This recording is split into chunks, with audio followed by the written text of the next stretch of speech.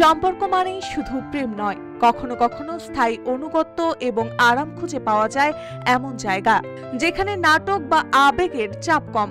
সম্প্রতি এক গবেষণায় দেখা দিয়েছে পুরুষরা অনেক সময় তাদের নাপিতের চেয়ারেই কাটান, যা রোমান্টিক সম্পর্কের চেয়েও দীর্ঘস্থায়ী।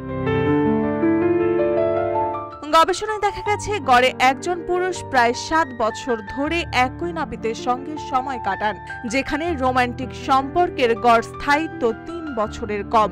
নাপিতের সঙ্গে সম্পর্ক গড়ে ওঠে বিশ্বাস, পরিচিতি এবং ধারাবাহিকতার উপর।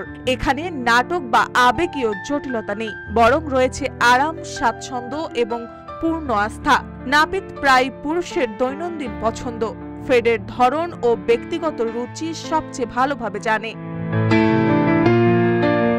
এই গবেষণাটি অনলাইনে ভাইরাল হয়েছে। কেউ এটিকে পুরুষ আচরণের মজার ব্যাখ্যা মনে করছেন, আবার কেউ এটিকে আধুনিক সম্পর্কের গভীর মন্তব্য হিসেবে দেখছেন। এক জিনিস নিশ্চিত, যারা নিখুঁত ফেড পায় তারা সেই চেয়ারে দীর্ঘস্থায়ী অনুগত্য বজায় রাখে। মার্জিয়া মৌ, রূপালী বাংলাদেশ।